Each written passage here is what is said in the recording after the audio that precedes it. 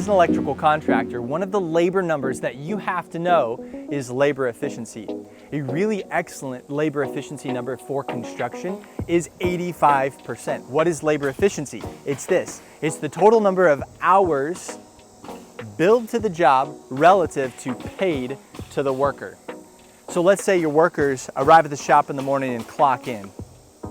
Then they start to load up materials, review the plans and job for the day, use the bathroom, grab a coffee, hop in the truck, and drive to the job. All of that is unproductive, unpaid time. So let's say you had forecasted, as a detail-oriented business owner, a total of 8 labor hours to perform the work on the job. And you get surprised by the end of the week that you guys keep running into overtime. You're like, what's happening? My guys are good. They're motivated. I pay them bonuses. I pay them commissions. I've got labor efficiency. Oh, labor efficiency. I wasn't accounting for the 2 hours of total time that it takes to load up, drive to, drive from, smoke break, lunch break, a little downtime in productivity around a lunch break, before and after, and all the relative forms of inefficiency that take place. So if you're a high-performing contractor and you have a labor efficiency of 80% and you have an 8-hour job, you actually have to multiply 8 hours divided by 0.8 equals 10 labor hours.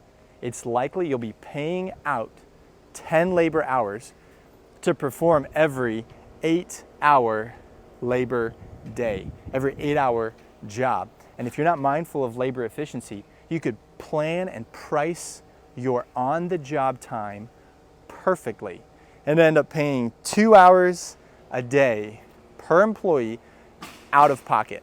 If you're in service work, that number could be closer to 50 or 60% labor efficiency, or you might say inefficiency, because you've got all the drive time in between, all the starts and stops, the communication, looking up maps. It can be incredibly inefficient, and that's why service work generally has higher billable labor rates, like $180, $200 an hour, to account for the labor efficiency of 50 to 60% in a given workday. So how do you improve labor efficiency? There are a couple of different ways. One, simply raise awareness with your team. What gets tracked gets improved. If you explain labor efficiency to your workforce and you tell them that you're tracking it by employee and job, you can bet the first thing that's going to happen is it's going to get better. Though there will be an overall improvement in performance. 2, you can provide a commission or incentive relative to labor. One concept there is to inform your team on every job about the labor that has been projected to perform that work, and then pay them against that labor. One of the well-known forms of that is piecework, where every task is assigned a labor rate, and regardless of how long that task takes to perform, that's the exact amount, 2 labor hours at 40 an hour, that's paid out against to that employee against that task. Thirdly, specialization. And you might be saying, I'm already an electrical contractor, I'm not a handyman, I'm specialized. My response to that is, but probably not as much as you might need to be in order to be profitable and push 10 to 20% net profit to your bottom line. One form of specialization could be this. You have one technician that does projects and one technician that runs service.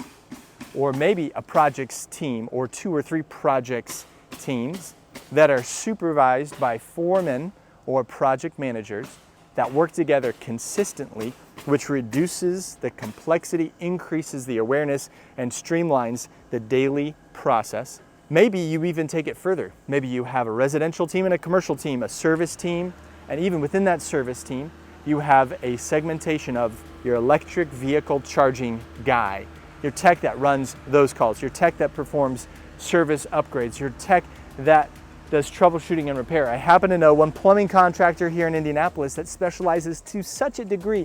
They have plumbers that only do urinals, and plumbers that specialize and only do toilets and plumbers that only do drinking fountains.